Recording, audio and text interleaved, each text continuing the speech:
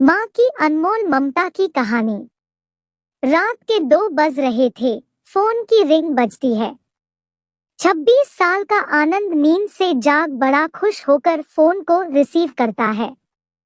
खुश इसलिए होता है क्योंकि उसकी नई नई गर्लफ्रेंड बिना टाइम देखे कभी भी उसको फोन कर देती है।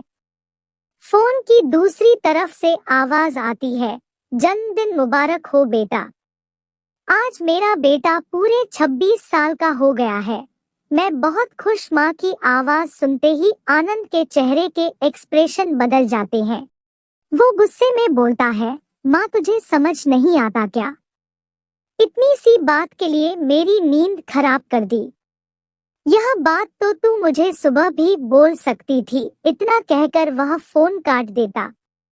थोड़ी देर बाद फिर से फोन की रिंग बजती है। आनंद फिर से फोन उठाता है और इस बार फोन पर पापा होते हैं। आनंद इस बार आराम से बात करता है। थैंक यू पापा, आपने मुझे बर्थडे विश करने के लिए फोन किया, वो भी इतनी रात को। पापा कहते हैं, नहीं बेटा, मैंने तुम्हें मुबारकबाद देने के लिए नहीं बल्कि ये बताने के लिए फोन किया है कि तुम्हारी माँ बिल्कुल पागल है। वो इतनी पागल है कि पिछले 1 महीने से मुझे हर दिन तेरा बर्थडे याद दिलाते आ रही है। वो इतनी पागल है कि तू हमसे सैकड़ों किलोमीटर दूर है, फिर भी उसने यहाँ पर खुद अपने हाथों से तेरे लिए केक बनाया है। ऊपर से ये जिद कर बैठी है कि जब तक तुझे विश नहीं कर देती तब तक न खुद खाना खाएगी ना मुझे खाने देगी। आनंद सब ध्यान से सुन रहा था और उसे ये महसूस भी हो रहा था कि उसने अपनी माँ को फॉर ग्रांटेड ले लिया था। वो बोला, नहीं पापा, माँ बिल्कुल पागल नहीं है। पापा कहते हैं, नहीं बेटा, तू अपनी माँ के पागलपन को नहीं तू जानता, मैं जानता हूँ। वह तो 26 साल पहले ही पागल हो गई थी जब डॉक्टर ने उसे कहा था या तो हम बच्चे को बचा सकते हैं या आपको।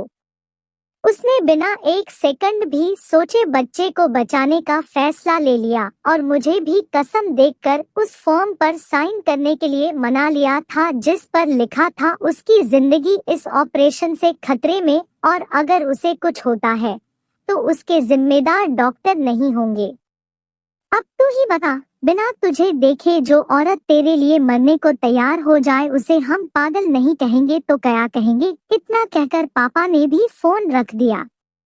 आनंद ने भी अब यह महसूस किया था कि वह जो कर रहा था वो भूल नहीं गुनाह था।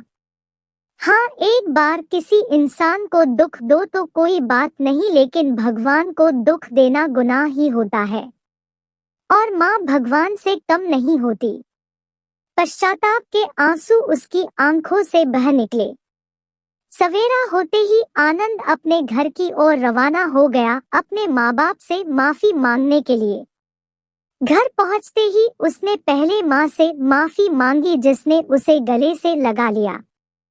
फिर वह अपने पापा से माफी मांगने लगा। पापा ने कहा, कोई बात नहीं बेटा, जा तू वापस चला जा। तेरी माँ हमेशा कहती थी कि तू उसे बुढ़ापे में संभालेगा, लेकिन मैं उसे समझा दूंगा। जैसे आज तक मैं उसे संभालते आया हूँ वैसे ही आगे भी मैं उसका ख्याल रखूंगा। उसे भी यह समझ लेना चाहिए जो बेटा उसके एक फोन करने से परेशान हो जाए वह उसे उम्र भर क्या संभालेगा।